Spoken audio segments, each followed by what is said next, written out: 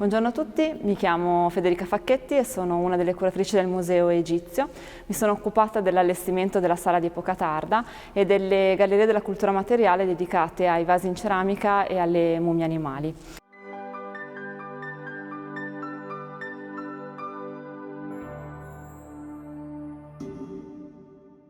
Il mio principale argomento di studio sono i vasi in terracotta, in modo particolare in questo momento sto studiando i vasi del corredo di Ca Emerite e oggi proprio vi parlerò di questi vasi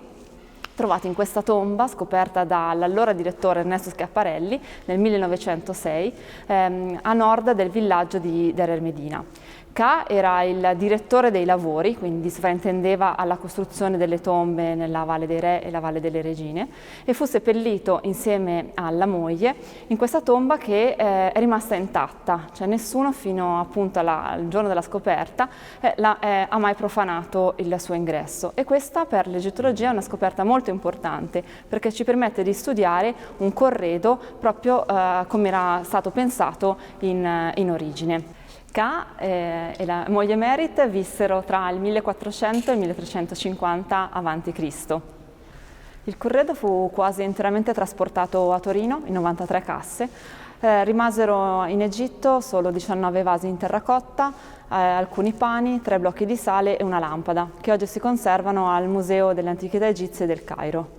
Il totale dei vasi è di 73 elementi, di cui appunto 54 sono a Torino, e nello specifico abbiamo 4 supporti, 2 bottiglie, 4 giare, 16 anfore, 17 coppe, 5 brocche, 2 vasi miniaturistici, 2 fiasche del pellegrino e un frammento di largo vaso. Tutti questi vasi sono in argilla limosa tranne uno che è in argilla marnosa. L'argilla limosa è quella che veniva raccolta lungo le sponde del Nilo, mentre quella marnosa veniva da rocce che si trovavano nel deserto. Si riconoscono abbastanza facilmente grazie al colore, perché quella limosa ha un colore rossastro marrone dovuta alla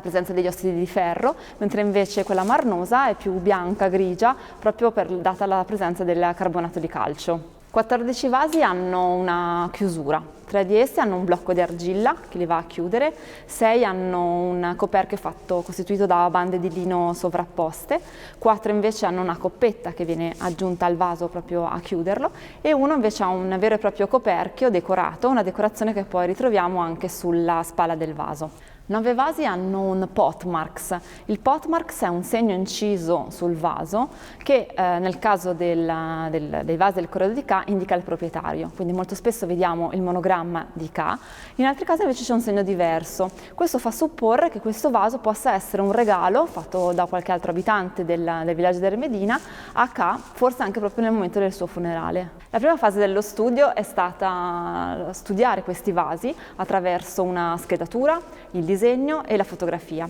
e poi ho cercato di ricostruire la posizione che avevano questi vasi all'interno della tomba, e per fare questo mi sono avvalsa sia delle fotografie storiche, le fotografie scattate da Schiaparelli, sia dalla sua pubblicazione, da una mappa disegnata da un suo aiutante Francesco Ballerini e infine da un taccuino in cui appunto Schiaparelli ha annotato tutti i reperti che vedeva man mano che entrava all'interno della tomba. Già da questa foto storica, che inquadra l'ingresso della tomba, è possibile riconoscere alcuni vasi, per esempio le 2 anfore con il collo dipinto, la grande anfora con il coperchio e la spalla decorata, le 2 piccole bottiglie con anch'esse il collo decorato a bande rosse e azzurre e una giara. Per alcuni vasi non è possibile un'osservazione del contenuto perché, come dicevamo prima, sono sigillati. In questo ci viene in aiuto l'archeometria e in modo particolare i raggi neutronici che permettono di indagare